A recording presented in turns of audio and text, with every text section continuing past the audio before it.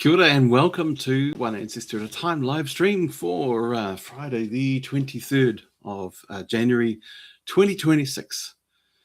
It's one of those years that already feel like the far future.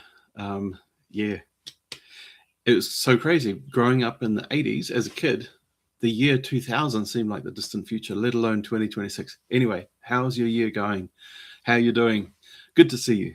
Of course, I can't see you. I can only see a camera. And I'm just imagining you there, and there's nobody here live. So I am imagining you in the future watching this recording. But I'm very happy to say this is the third successful live stream of One Ancestor at a Time. And today we are talking about AI. AI, is it good or bad for family history? So this came about because of a comment, which I'm very grateful for, because it's great to get your work out there and not only have people go, this is great, but also have people push back. I had a pushback on one of my videos, which was the video that said 8 family history tools. And let me just share with you. It was on our Blue Sky page. So if you want to know where Blue Sky is, just go to our website, oneancestor.co, scroll right down to the bottom, and we've got Blue Sky is the butterfly here. So we've got also we've got YouTube, which is where you are right now, our Facebook page, Instagram. I'm going to remove that, X, anyway, LinkedIn, YouTube, and Threads. Sorry, Blue Sky and Threads. Let's go to Blue Sky. And right, so the video was Family History, 8 Essential Tools. Number 8 will shock you. Go watch it if you haven't already. It was a bit of a roundup of the tools I used specifically for my story, How Far Would You Go for Love, which is about my great-grandfather, how he used to walk across London 3 hours to meet his future wife. And then later, when they were married with several children, she got tuberculosis, and he decided, let's go halfway across the world. Let's go to New Zealand. In fact, there was an open brief. Let's go to South Africa, maybe Australia, maybe New Zealand. And New Zealand won out, which is one of the reasons why I am a New Zealander. Anyway, very cool story. And AI was one of the tools I used for the emotive storytelling part. So a lot of it was based on research. It was based on primary documents. So that is letters written by my great-grandfather about his experience, by his daughter, my great-aunt, about his early days. But the whole point of this channel is that sometimes the documents don't get us here in the way that Hollywood gets us. So for me, one of my early moments of getting into, let me come back to the camera. One of my early reasons for getting into family history was watching the film Braveheart, which, if you know about history, is very not accurate, very inaccurate about history. The love interest, who was portrayed as a young lady at that time, was a very young lady. She was 2 years old at the time, so that couldn't possibly have happened. Yeah, but wasn't it a great story? It was a well-told story. It was very emotive and dramatic. The stakes were high. You knew who you were rooting for. And of course, real life's not always like that. But so part of my mission with this channel is to find a connection between the heart and mind, I suppose, or between the data and the drama. And so in this story, I used AI-generated images based on photos of my great-grandfather, because the photos are posed, smiling. You know, it's 1912. There's not a lot of selfies. There's not a lot of photos of him in different states of emotional distress. And yet that's the story that I'm trying to tell, you know, the consternation that he must have felt. And so I used a tool called Leonardo.ai, which is quite good at taking an accurate likeness of somebody and portraying them in a different light. Now, obvious ethical concerns. It's got to be used for the right purpose in the right way. But that was one of the tools I used. Another tool that I used was ElevenLabs. which enables you to, among other things, record your own voice with intonations the way you want it to be, but then completely change the timbre, I think that's the right word, of your voice, the tone, the depth, everything like that. And so I took a guess, really, at what my great-grandfather's voice might have sounded like. Asked my uncles who had met him when they were younger, and he was their grandfather, and all my uncle said was, he told me that he was here to see my parents and not me, which seems to be a thing for that generation. Anyway, but he said that he was quite English, he was quite proper. And this is somebody who had, decades after leaving London, he had pictures of London in his hall. So perhaps he spoke with an English accent of some kind. And so I did guess as to what my great-grandfather sounded like, recorded it, chose a different vocal timbre to make it distinct from my own narrator voice, and used that to bring some color to the story. So anyway, back to Blue Sky. A researcher had a problem with this, Michelle Watson, and I'm not casting any shade on her. I think she's great at what she does, and I think her questions are very valid if I was also a colleague of hers, a professional researcher. And that is the whole difference of where I think I'm okay to think what I think, and I think it's great for her to think what she thinks anyway. So she says, creating fake images is not good genealogy. In fact, it's not genealogy at all. There are thousands of images of 1870s London. You don't need to generate fakes. An AI simulation is not, capital not, the voice of your ancestor. I like AI. I don't think she means that. I think of AI as a red flag for research quality. And so there's a distinction here. I say it may not be genealogy, but it is helpful in family history. So there's an actual difference in these two terms, even though they're used interchangeably an awful lot. And I'll get into that a little bit later. If I don't, get in the chat and remind me. But anyway, when viewed with appropriate disclaimers and critical thinking. But, she says, it's not history of any sort. How is it helpful? Would it not be better to provide advice on how to find the millions of free images available that will do the same thing while not creating fake material? Red flag, icon, emoji, thingy. And I say both and. Given the right prompts, AI can be a powerful tool for enhancing or re-envisioning images which are scarce or hard to find. And character count sort of didn't allow me the chance to expand on this, but I especially mean the conveying emotions that may not necessarily be in photos that we already have, because we tend not to take photos of ourselves in our darker moments. We tend to always be happy in the photos, and we want to tell stories that contain drama. So there's a bit of a conundrum there. I said, but if primary source images can be found, of course, I will favor those. Where would you recommend? And then she does give some really valuable resources, and please, check them out. There's a London Wikipedia page full of images with links to sources, the British Library Flickr page. I sometimes forget that Flickr still exists. University online repositories and special collections. Being able to find, she now nails the real point of this exchange. Being able to find this stuff is part of being a researcher. And I said, I'm glad you say that as a professional researcher. I'm offering advice for people who are not, who are time poor, and who want to bring family members emotionally into the journey that can otherwise seem dusty and dry. And there it is. As a researcher, I'm very glad that she knows where to go and how to get them, how to get the images. And I know that sometimes those images won't be free, although increasingly there are more collections being made available for free. And it is great if you can get accurate archival images. That is awesome. For us amateurs, where it's not our day job, we do have time constraints. We sometimes face a choice, and that is what is the really important thing about the story, and what are the things that we just want to convey a feeling. We just want to convey a general, I think the French word is oeuvre, O-E-U-V-R-E, UVRE, Över. I'm not sure if that's the right word, but it's like the vibe. Yeah, but anyway, this goes back to some bigger questions about AI in general. So it's nuanced. AI is not just a big lump of bad stuff or good stuff.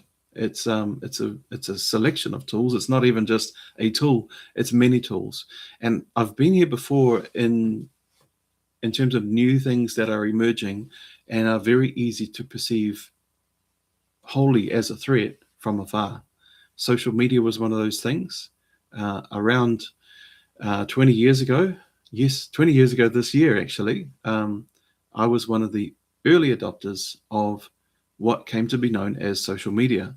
I was one of the people who independently started calling it social media before that became a name that was widely used.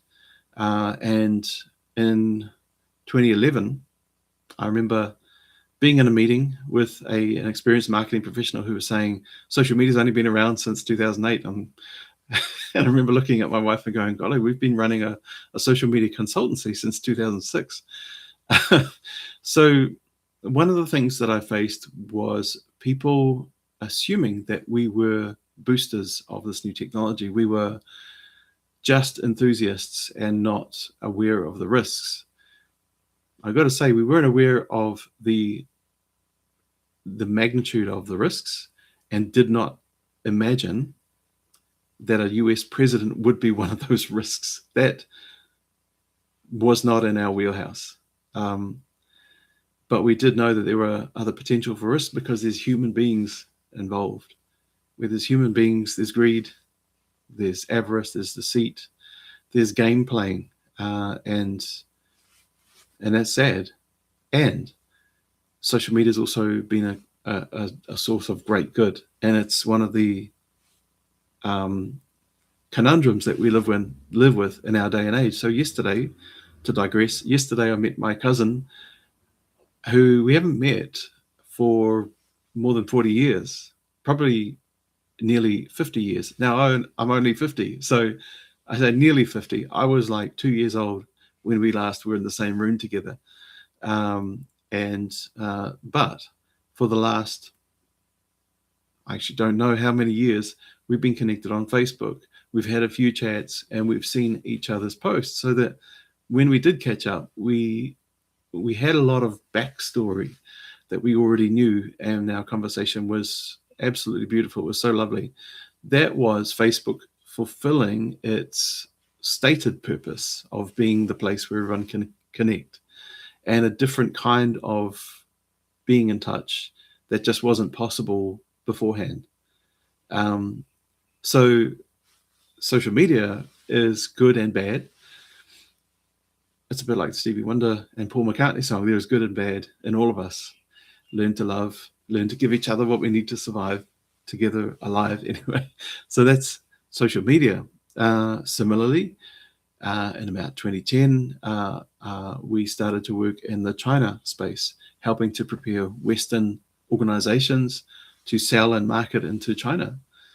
And again, we were sometimes seen as just uncritical purveyors of China's great, trade is great, free trade is awesome, without identifying human rights issues, without identifying all kinds of potential negative things about the rise of China. And again, the rise of the US is just about as dodgy. But anyway, this is not a political channel. All of these things are nuanced, and in all cases, my message is be ready.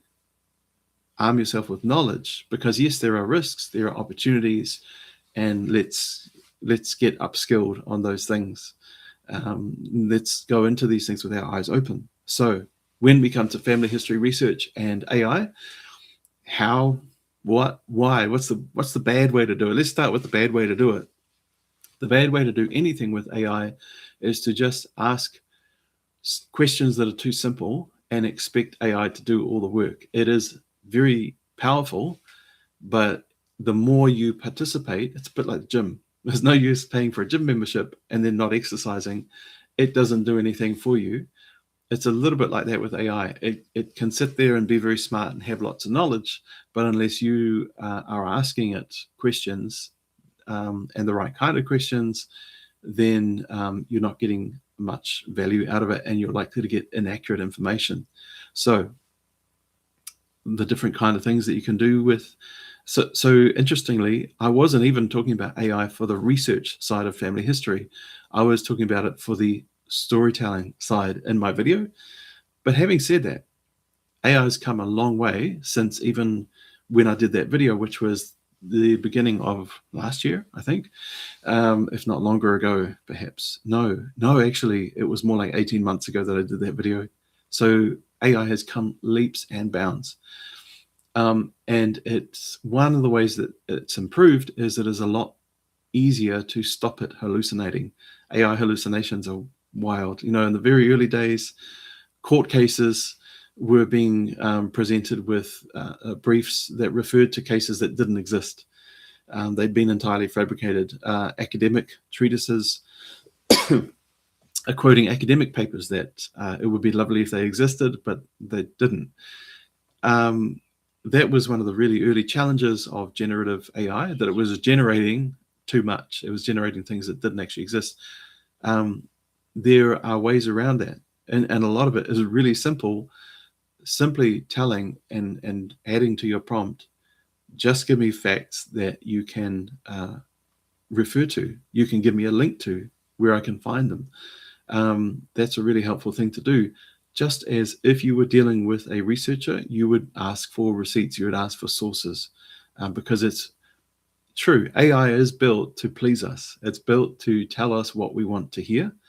And so it is good to always have that critical thinking lens and say, where are you getting this information from? That kind of thing. And eventually, the other thing about AI is it does learn from you. So if you have an account on ChatGPT or Claude or Google Gemini or Microsoft Copilot, and you have it set up so that you're not teaching the model generally, so other people can't get your information, but you are teaching it how to know your stuff. So eventually it gets to know what matters to you and what's important to you. And if you keep on asking it to not hallucinate, and to give you verifiable information, to show you its thinking and its sources, then it will start to become more, do that more frequently. So anyway, the good way to use AI in your social media, in your ancestry, in your genealogy, that sort of thing. So good way, think of it like an advanced search engine where, so the thing with Google used to be, you could put in 3 or 4 words and it would search for things that match those 3 or 4 words. But what if you want to ask a question that is quite involved? I do this all the time, and it used to really frustrate me. Like, how do I put this question into a format that Google will understand? I don't need to worry about that anymore. I can go to ChatGPT and ask the long, wordy, roundabout question, and it will understand, which is really good. And again, as it gets to know me, it starts to anticipate what I'm wanting to know. So think of it like a search engine, a cross between a search engine and an actual person, because it can understand, it can figure out your language, unless you are really incoherent. But if you're just speaking normally and getting all your thoughts out, it can handle it. It can handle it and start to point you in the right direction. So that's one thing. Like, treat it like an advanced search engine. Secondly, as I say, ask it to not speculate, or ask it to provide you with verifiable facts. What I find interesting, because sometimes the speculations are interesting, and I say, if you are making something up, tell me that you're making something up, but also let me know why. Let me know how you're getting that base information, because there might be something there. It's a creative partner. Now, AI is a robot. It's not a human being. And sometimes we think, oh, only human beings can be creative. But creativity, a lot of it is just stuff that's already there being combined in new combinations. So yeah, so that's so one thing, an advanced search engine. Second, prompts that separate fact from speculation. And when we look at it from a storytelling point of view, well, this is the whole thing. This is the thing that the existing websites out there like Ancestry, MyHeritage, they don't do this very well. And I can see that they're working on it. They're wanting to bridge that gap between dry facts and the stories that will actually grip us. But it's not their core business. Their core business is helping you find the verifiable details about your ancestors so you can build that tree. So when we do come to storytelling, we actually face the same decision that movie makers face, the constraints of format. So if you're making a movie, you've got 2 hours to tell your story. And so when you've got a historical subject, you have to make some cutting decisions because our brains can only take in so much, especially in a short time. If you're doing a long TV series, you can afford to explore things a bit deeper. But still, having said that, our modern attention spans are so short. And so filmmakers, TV show makers are always making decisions. They're not always prioritizing historical accuracy. The craziest thing is the latest fuffle is over the Odyssey, Christopher Nolan's movie Odyssey, which isn't even based on a true story. And it features monsters and witches, and yet people are like, nope, they wouldn't be wearing that kind of helmet. I just think that's hilarious because it isn't even based on a true story. But another thing that I love about the time that we're in is that you're actually able to go and check, because I love movies as a doorway into a time period. I want to learn accurate history through movies because I don't see the need to separate brain from heart. Like we're whole people and we do learn holistically. And when something is emotive, we tend to remember it better, just as our ancestors did around the fireside telling their stories. So a resource here is pretty helpful from IMDb, the Internet Movie Database, movies that are historically accurate, that have been rated highly by historians as being accurate. So that's very, very cool. Apollo 13, extremely accurate. They used a lot of transcripts and recordings from the time. They had a wealth of primary material.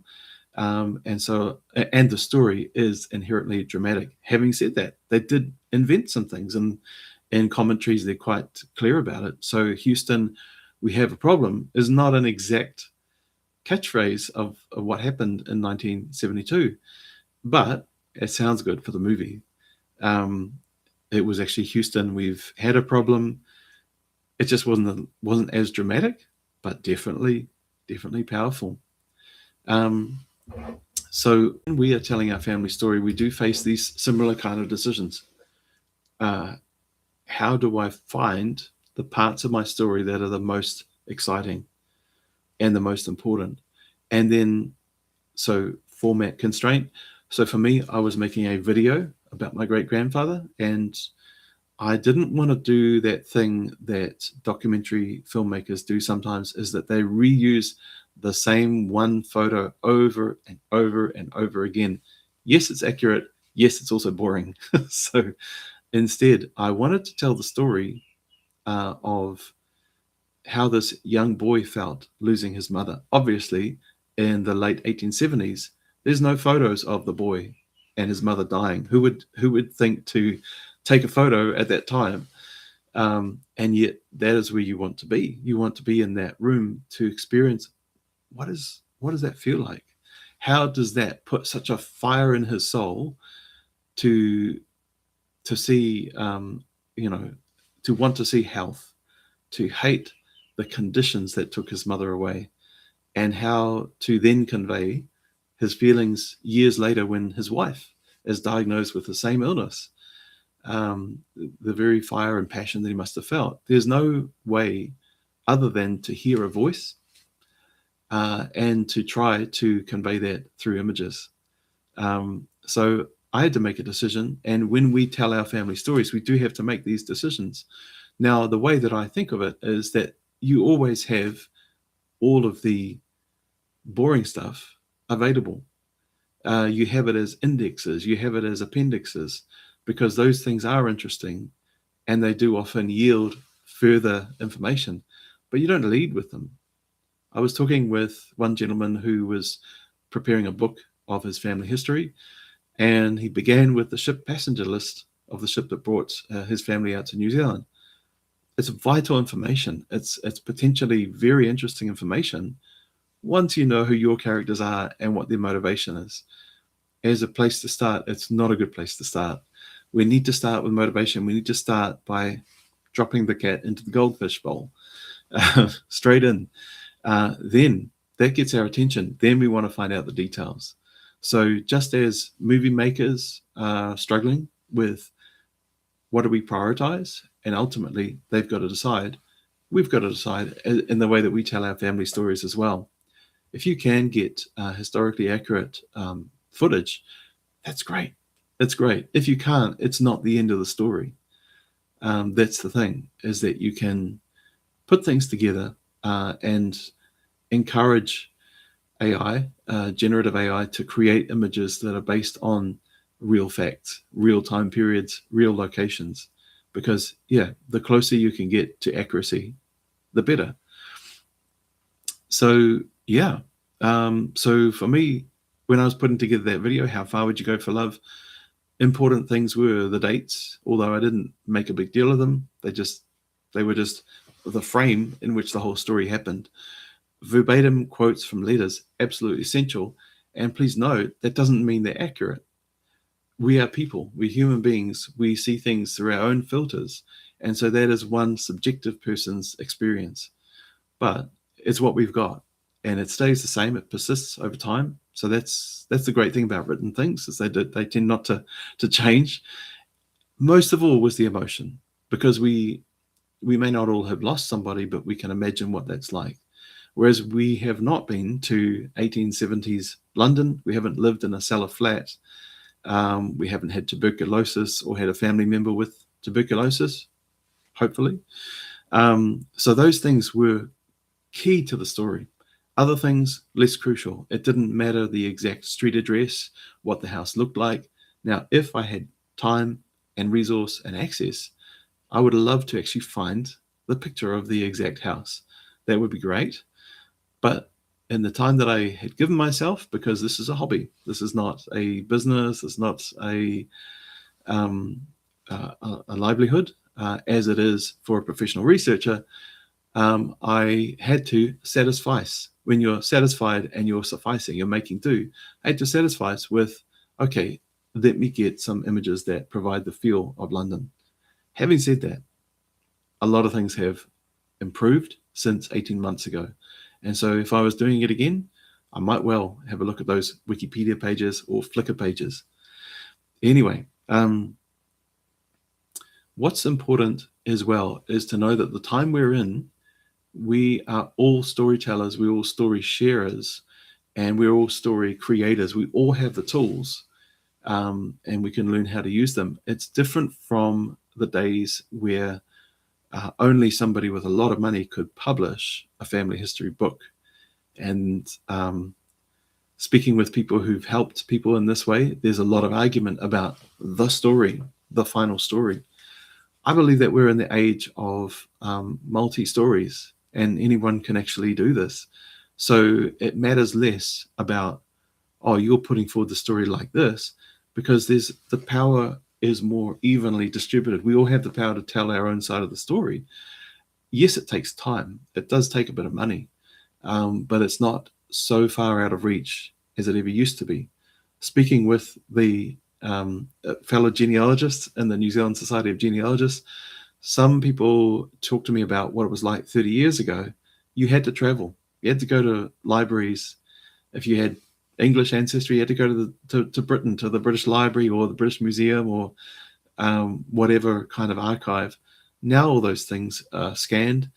they're often available on free sites like Family Search, or on paid services like Ancestry. But yeah, Family Search has a surprising amount of scanned data. That means you don't have to get on a plane.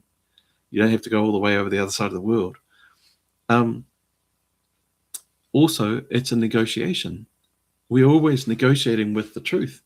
It's an illusion that we can get to 100% accuracy about anything that has already happened in the past. We're always making our best effort. And it's really good to make the negotiation as part of the story.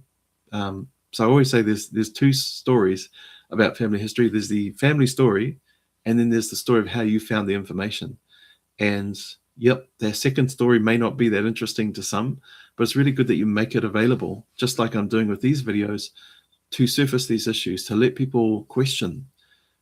We don't live in a world where we have to have a singular narrative. We're not living in Big Brother land, where Big Brother tells you that X is Y, and you've all got to believe X is Y. We all get to have our own say in things.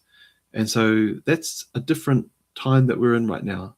Everyone has the access to tell their own story. So it's a powerful time, and I encourage you to make use of these tools. So earlier I mentioned that genealogy and family history are two different things. I didn't know this before. I used to use the terms interchangeably.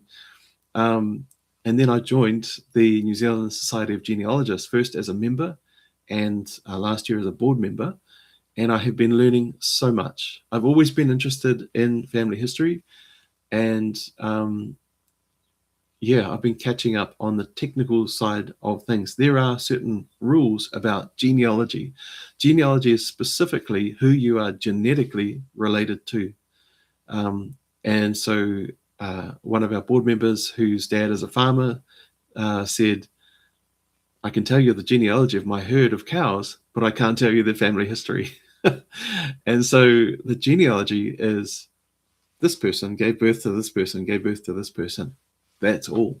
That's all. It's all in the DNA. Family history, on the other hand, is the narrative. This person met this person and married and then gave birth to this person because, or in this place, or all that kind of stuff. They're two different but overlapping areas. And so this especially comes into sharp focus when we look at Indigenous cultures. So my wife is Samoan, and we work a lot in Pacific cultures. And I've been on a bit of a learning journey with Māori culture as well. Now, these are oral cultures. So some of the rules of genealogy are very hard to apply in oral cultures. There aren't that many written records. And written records, to the hardline genealogists and researchers, are gold. They're the only thing that counts. And yet, in an oral culture, that oral record takes precedence. It's the more important thing. And the thing I notice about these cultures is there's a real emphasis on accuracy and repetition. Accuracy and repetition. And so when I was getting invested with my Matai title, there's a video coming about that soon, much of that meeting was listening to the genealogy of the village and of our family branch. And it was being chanted in a way that lent itself to memorization. Now, my language skill is very low, so I remembered very little of it, but I was aware enough to know what was going on. Yeah, so sometimes we take Western standards of written proof and that sort of thing, and we apply it to Indigenous cultures. That ain't going to work. Now, the written records that there are have been very helpful, especially in replacing when there's been deaths of people who haven't passed on that knowledge verbally. So that is great. That is really helpful.